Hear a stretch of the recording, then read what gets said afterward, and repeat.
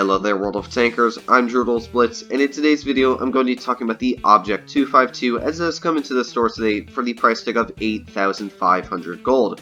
Now, this tank has gotten cheaper and cheaper every single time it has been sold, and in my opinion, it's a very, very strong tier 8 heavy tank. As always though, in this video, I'm going to be telling you about the statistics on this tank, as well as the armor layout, how to take it out if you do go up against one, and as well, whether or not you should be dropping some of your hard-earned money on this tank. Getting straight into these statistics, the damage per minute on this tank is not good at all. In fact, it is one of the worst damage per minutes in the tier 8 class at 1931. And while the damage per minute is not great on this tank, it does pack a very large punch with 420 average damage, which means that if you get a max roll in this tank, you can roll upwards of 525 damage, which is a very nasty amount. HEs can deal 600 damage. It's very nice to have that 420 damage per shot. As well, it comes with a very nice penetration value of 225, and the premium as well comes with very nice 265. It's not spectacular, but it's still going to be enough to get through pretty much anything you are aiming at. Moving down to the gun handling statistics, yeah, they are not too great. Base aiming time of 3.08 seconds and the dispersion value of 0.398 are among the worst values for a tier 8 heavy tank. As well, dispersion factors when moving, rotating the tank, rotating the turret also absolutely suck. The only really weird thing I find about this tank is the after-shot dispersion value on this vehicle is the best out of every single tier 8 in the game. Now, in my opinion, that doesn't seem like it's going to make a difference at all when you're shooting with this vehicle, just because, of course, it's got like a 14-second reload. So after you shoot, you gotta wait 14 seconds anyways, so your aiming time is pretty much irrelevant on that part. But the weird thing I find about the vehicle is that even though the aiming time sucks and the dispersion sucks, all the factors on handling suck, it still hits its shots 90% of the time. In fact, I have a way easier time hitting my shots in the 252 than I do in a tank like the Glacial, the IS-5, IS-2SH, all those other vehicles. I struggle more with penning my shells than I do in the Object 252. Gun depression is actually sitting at 6 degrees, which definitely isn't spectacular, but it's also very, very workable in most scenarios. I feel that 6 degrees just gives you enough to work most ridgelines and most scenarios as long as you know where you're putting your tank and you do have a good idea of your surroundings. Especially since this tank is a very, very weak lower plate, you want to hide that at all times. So using little rubble, using your gun depression is definitely something you want to do in this tank. As well, gun elevation at 20 degrees is actually very nice, especially for how flat this turret is. I definitely wasn't expecting you to get that much.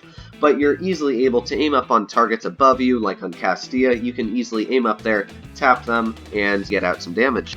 Onto the mobility, the tank can go 35 kilometers per hour forward, which is actually very nice, judging that the tank does weigh 51.5 tons. As well, it comes with a decent power to weight ratio of 12.46. While it's not super great, it's still going to be able to stay at around 25 to 30 kilometers per hour on pretty much any terrain you are stuck on. And it actually has very, very good soft terrain statistics, which is something that most heavy tanks really struggle on, is dunes, climbing up them. This tank isn't going to struggle with the slightest bit. As well, the tank goes pretty quick in reverse at 14 kilometers per hour. It's not the quickest, but it's also not the slowest. And believe it or not, it actually has an excellent concealment ratio at 21.5% while still and 16.60% while moving. And that is actually the #1 tier 8 heavy tank concealment ratio. So that's very good if you're staying a little bit further back on the map. I wouldn't, of course, suggest for you to do that because this is a frontline heavy 100%. But if you are trying to get away without being detected, this is one tank that's really going to excel in that.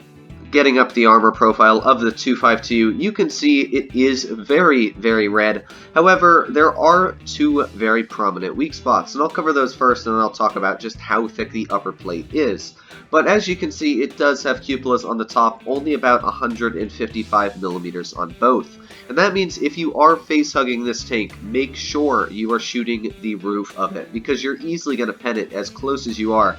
You can see just how easy it is to hit those cupolas when you're very close and personal to it. And the Object 252 doesn't have the best standard pen, so it will struggle to pen you back. So face-hugging the Object 252 might seem like a terrible idea, but if you're a taller vehicle like a Tiger II VK100, you're easily going to be shooting shells right into the roof of the tank. As well, and you all see it, that huge lower plate. It's only about 150-60 millimeters thick. That is not very strong at all. That means that even stock tier 7s are easily going to be able to penetrate that lower plate with any standard ammunition. And that's where I sort of say this tank isn't extremely overpowered. A lot of people say the armor profile in this tank is just so absolutely broken. And yes, up against players that don't know how to shoot this thing, don't know about the weak spots, it is considered overpowered. Because, as you're going to see in this replay here, a lot of people bounce my tank just because they don't know where to shoot it. It's got very funky angles. It does have very good armor, but if I was going up against an Object 252, it would be very easy to pen it right in that lower plate. Every time you try and pull out, that lower plate's always sticking out. You've got the cupolas on the turret. It's not a very hard tank to take out once you do know the weak spots.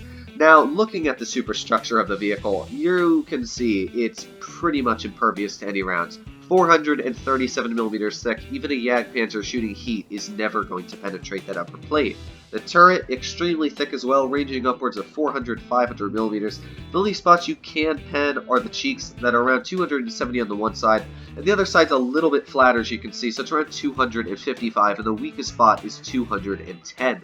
Now, my best advice is never shoot at the turret unless you're in a vehicle like an RHM. But it's still not worth it because you got this big old gun mantlet right in the middle. You've got that gun sticking out. It's not worth it to try and hit that little spot because this tank can turn its turret, and it can turn it very quickly. So, my opinion, never ever shoot at the turret or even think about shooting the superstructure. Always go for that massive lower plate. Side armor as well is pretty solid on this tank. As you can see, if you're side scraping it at an angle like this, you're not going to be penned anywhere. 470 millimeters thick on the side. Even when flush on, it's still about 200 millimeters on the side. You got this little part here that's 700 millimeters thick. It is extremely hard to penetrate this tank. Even when full side on, you can see that front plate is completely penetrable just because it's such a sharp angle. That turret as well, very, very well armored, as you can see. The back's got funky angles on it. This is why the Object 252 is just one of the hardest tanks to take out on the battlefield. It's got one of the funkiest armor profiles. Now, of course, if you want to take out this vehicle, you can see here in between the tracks and the upper hull, you can shoot in between that spot, and that is very, very weak at that. When you're side on with it, that's only about 100 millimeters thick. You're easily going to be able to penetrate that. So if you're going up against an Object 252 with a tank that can't really pen the sides that effectively, or you don't want to shoot premium, go in between the spaced armor and the tracks. The rear of the tank also very, very well armored. Upper plate 172 and lower plate at 105. That means that even an RHM is not going to be able to penetrate this tank with high explosive in the rear. So it's a very, very tough tank to take out, and this is the literal definition of a tank. You are in the front line, you are doing the damage, you are blocking the shots, and that's how you want to run the 252. It does a very good job in the front line because it has that little bit of boosted alpha. It's not a crazy amount of extra alpha, but 20 damage can hurt after you've penned 5 or 6 shells. If you get a couple high rolls, the damage starts to pour out. And as you've been seeing in this replay here, I'm already at 4,300 damage, 2,570 blocked, and I'm still kicking.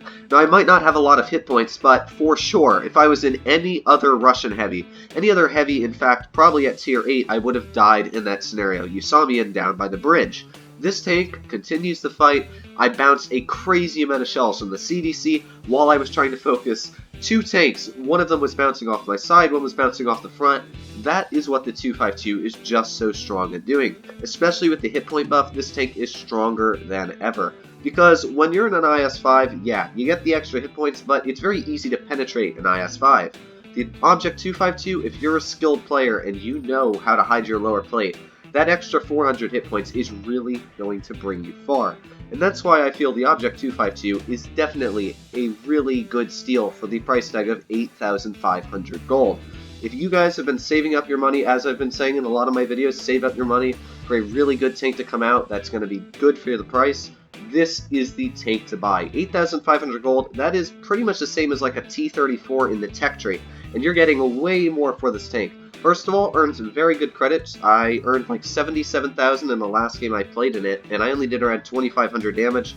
It doesn't need to fire that much premium, which is nice. It has that big alpha, so you don't need to peak as much. It's very fun to play. It's not slow. I personally think this is just a great tank all around. And if you're wanting a new type of heavy or just a new addition to your garage, that you can run in tournaments, that people actually want you to have in tournaments because it's such a tournament-strong vehicle for Tier 8. And as well, just to win most of the games you play at Tier 8, as long as you know what you're doing, it's actually a very fun vehicle. But other than that, guys, I hope you did enjoy this video. As always, if you did, make sure to smash that like button down below. If you don't agree with my opinion and you think this tank is absolutely not worth the price, let me know in the comments down below why. But other than that, guys, make sure to subscribe, and I'll see you in the next one.